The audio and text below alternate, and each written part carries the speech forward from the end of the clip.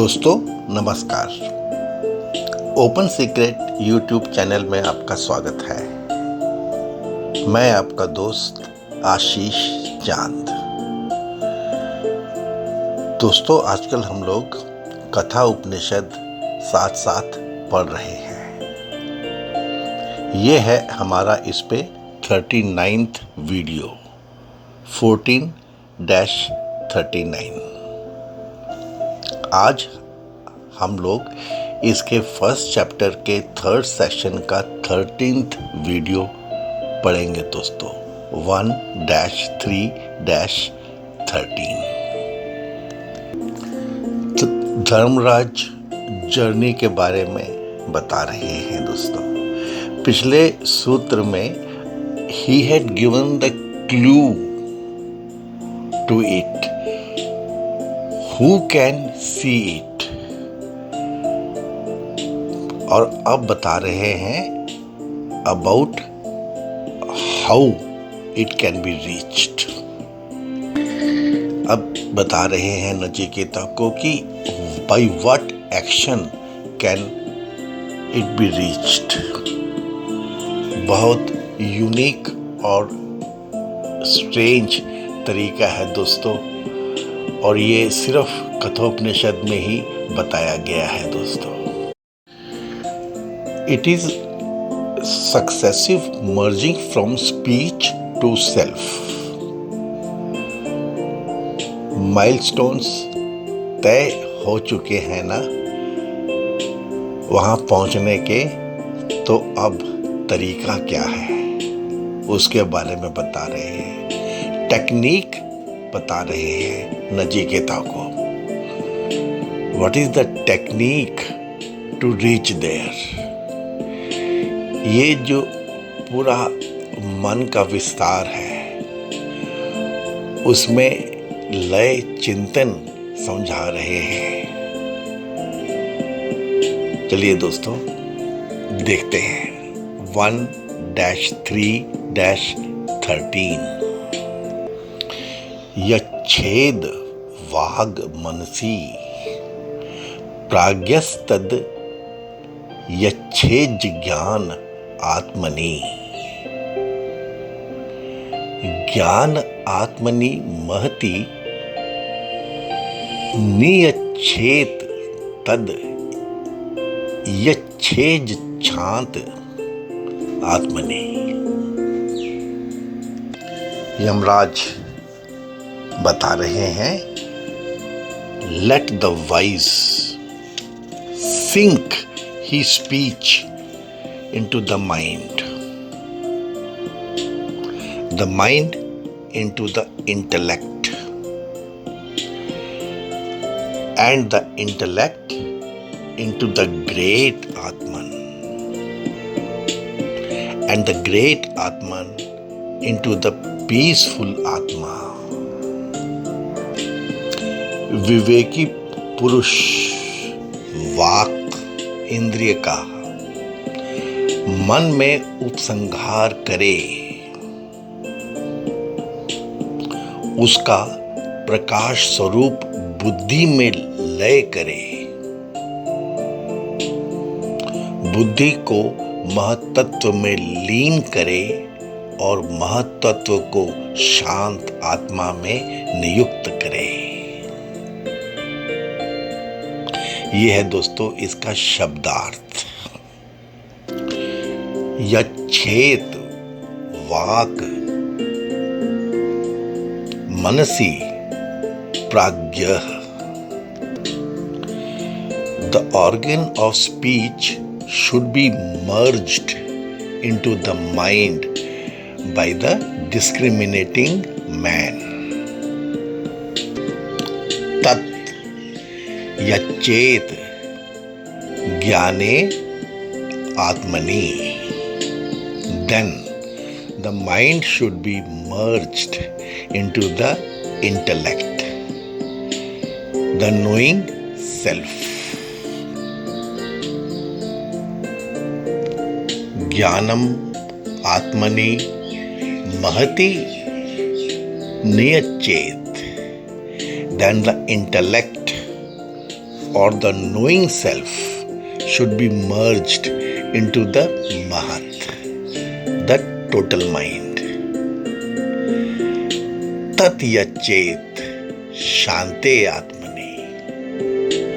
Finally, that Mahat too should be merged into the peaceful self. दोस्तों, ये है साधना का process. The process is of tuning yourself more and more to the inner self. दोस्तों, एक बहुत ही सुंदर शब्द या चेत यूज किया गया है यहाँ पे. ये तो हमारी भाषा की ही दोस्तों ब्यूटी है. या चेत is a verb which defines the sadhana needed to be done.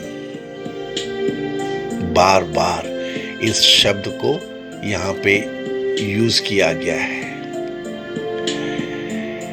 It means to dissolve, to merge,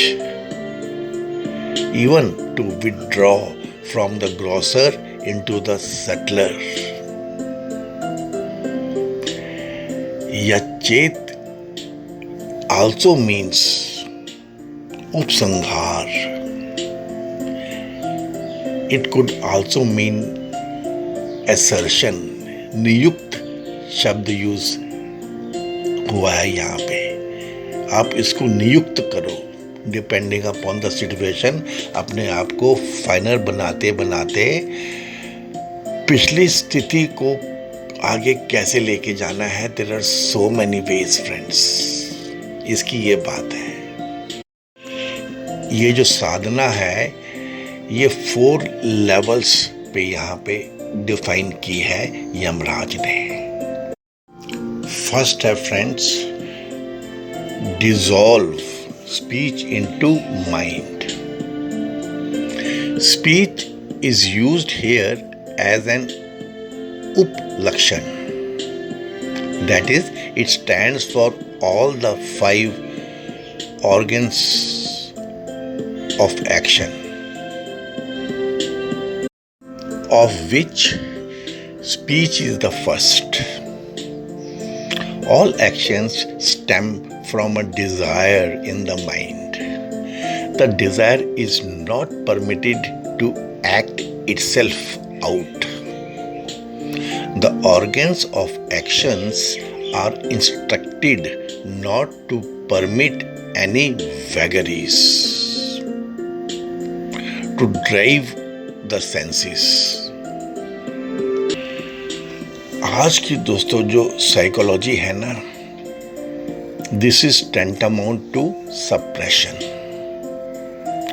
Suppression can burst out into rampant uncontrolled desire activity if there is nothing to stop the mental energy from damming up from within.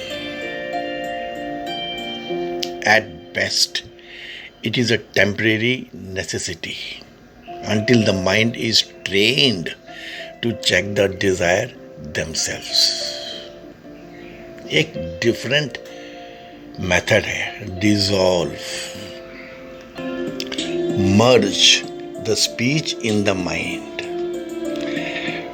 Friends, we should not take this in simple worldly sense only. There are many scholars who take a limited view of the words and come to read into the scriptural text in that meaning only. They simply ruin the very broad hints on truth given in. Our scriptures are, friends, a poetry, and they express what is to be said more in a suggestiveness of the words than the literal words. Let us not do more harm than good by mere word translations of such subjects. This dry knowledge of words, and then if we try to explain the science of sciences which deals with the absolute, then it can only be a folly, friends. It can also be a disastrous crime. Yamraj यहाँ पे जो बता रहे हैं, it is to be understood as indicating at once both the organs of knowledge and action by mere mention of one of them, namely the speech, walk. All the organs of action and knowledge have to be brought under perfect control of the mind. This is the advice given by Dharmaraj. फिर second point में बताते हैं, dissolve the mind into intellect. The desire which remains in the mind, notwithstanding the external checkpoint, has to be dissolved by the discriminating power of the intellect. The intellect is a controlling power over the irrational mind. Hence, it is here called the Atman, which has to be taken to mean the controller of the mind. When the desire is checked through Vivek, it is called sublimation. There is more desirable than the temporary suppression. The effulgence of the intellect pacifies desire in the mind. Each desire checked in this way adds to the mind's purity. तो friends, यहाँ पर क्या बताया? Thereafter the mind is to be sunk into the intellect. Meaning, the mental tossings, doubts, desires, emotions, etc. are to be completely brought under the iron grip of the intellect and its powers of discrimination. फिर तीसरा point बताते हैं दोस्तों, dissolve intellect into महत or cosmic intellect. The method of checking the intellect itself lies in surrender to one's ego. Surrender of one's ego sense. This is the most difficult of all operations. The I thought, which originates in the intellect, has to be dissolved. When the sense of individuality is thinned out, the individual intellect expands into the total intellect. Friends, the idea is to render the individual intellect as pure and sweet as the total intellect, whose other name is Hiranyagarbha. When an intellect expands in this way, the hold of the ego upon it gets completely loosened and dissolved. दोस्तों, ये theory यहाँ पे, method यहाँ पे, process यहाँ पे बहुत simple, बहुत क्लीन, बहुत एग्जैक्ट है फ्रेंड्स. डिफरेंट स्टेजेस पे डिफरेंट वर्ड यूज किए गए हैं. एक शब्द सिर्फ यूज किया है धर्मराज ने, यच्छेत, जरा ये समझिए दोस्तों। So the process of internal purification is continued by lifting our identification with our individual intellect and fixing it up with the grand total whole। फिर आगे बताया है पॉइंट नंबर 4 में, dissolve the महत or great soul into the supreme self। This final mergence of the consciousness into its deepest level of awareness is called self-realization। This is characterized by the experience of Shanti, peacefulness। We note that the intellect with the ego cannot directly merge into the self। As soon as the ego sense is dissolved, the intellect, which is now identified with the totality, merges naturally into the deep universal being। ये है दोस्तों process, ये है how to do it. ये बता रहे हैं धर्मराज। क्या बताया फाइनली पॉइंट नंबर 4 में, this again is to be sublimated into the fundamental cause, into its fundamental cause, the state of sleepless sleep. ये तुरिया वाली बात दोस्तों, तुरिया अवस्था वाली बात। The Turiya Avastha transcending which the seeker in his highest meditations reaches the goal of life। There to eternally recognize himself in a powerful subjective experience to be the Purush himself। Friends, Nachiketa ने कहा था ना कि ये किताबी बातें नहीं, सुनी सुनाई बातें नहीं, दुनियादारी की बातें नहीं, कॉमन पार्लेंस की बातें नहीं, मुझे तो अपने सब्जेक्टिव एक्सपीरियंस से बताना। और धर्मराज ने भी कितना और कैसे कैसे वेदांतिक थ्योरीज के हिसाब से नचिकेता को चेक किया था, और अब उसे ये ज्ञान, उसे क्या दोस्तों कहानी है। ये तो मैं ओपन सीक्रेट से हमेशा यही कहता हूँ कि हमारे नचिकेता को यदि उसे हम जीवंत कर पाए तो हमारे जानने में जो भी धर्मराज है वो ये ज्ञान दे ही देंगे। प्रोसेस ऐसा ही कुछ रहेगा, कथा उपनिषद की कहानी जैसा।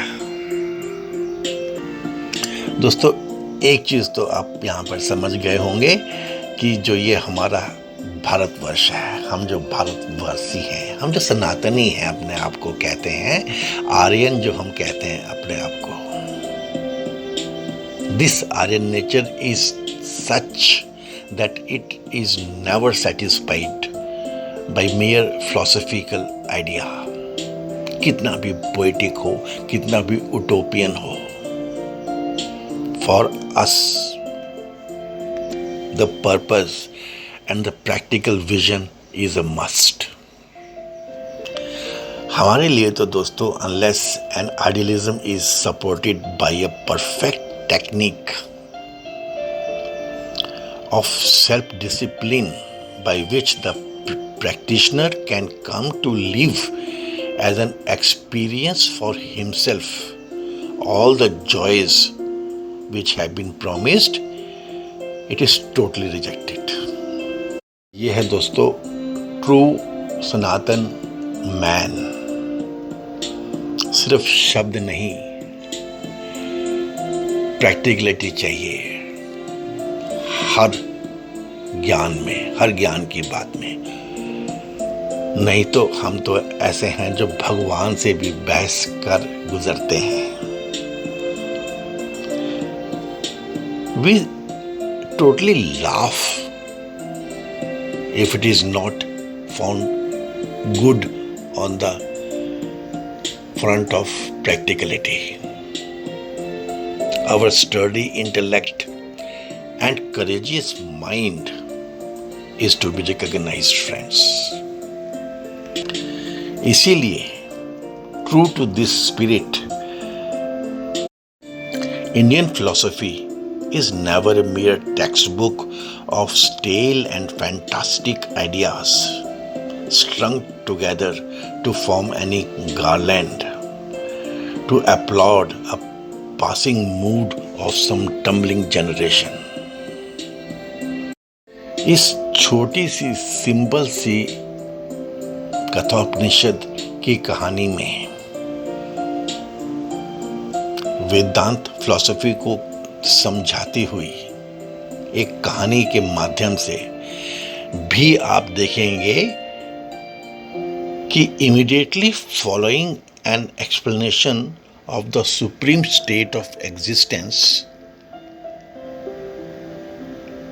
in this mantra, a vivid and detailed explanation of the technique by which one can come to realize that state of perfection indicated by the term Purusha is explained. दोस्तों, यदि मृग तृष्णा है तो मृग जल है। वैसे ही रज्जु सर्प की बातें हैं और वैसे ही आकाश मालिन्य का संदर्भ मिलता है हमारे शास्त्र में। ऐसे मिथ्या ज्ञान से प्रतीत होने वाले समस्त प्रपंच यानी नाम, रूप और कर्म,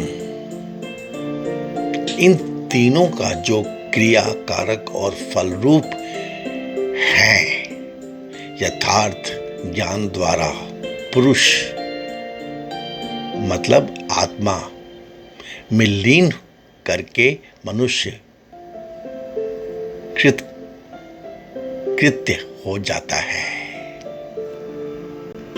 हमारे ऋषियों ने दोस्तों, बहुत सारे लोगों ने इसे क्लीनली समझाने के लिए, आगे समझाने के लिए यही एग्जाम्पल्स यूज किए हैं। The water of a mirage, the snake on the rope and the dirt in the sky. Our ignorance or deluded state of the intellect is described in each of these similes. The mirage. The world is only an appearance. It is not really there. The snake. Due to the fear, this appearance makes us resort to all sorts of actions to get rid of the snake, whereas it is really only a rope.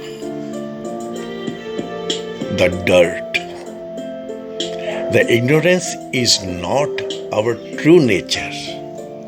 Just as the sky is unaffected by the dust in the air, so also the self is really unaffected by the presence of the dust of karmas accompanying it. समझने वाली बात है दोस्तों. In all these cases, once the real nature of the seen object is understood, the misconception vanishes. In the same way, once the knowledge of one's true nature sets in deeply into our heart, and when the purity and one-pointedness are developed, the self reveals itself.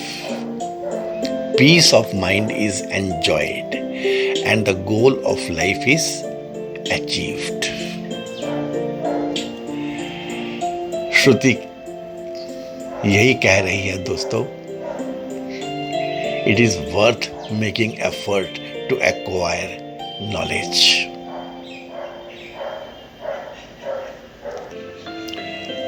Okay friends, thank you very much. I sincerely hope you would have enjoyed the explanation given by Open Secret. Thanks friends. Please give this video a like. Please share it with your contacts. Please help us in enlarging our viewership. May God bless us all.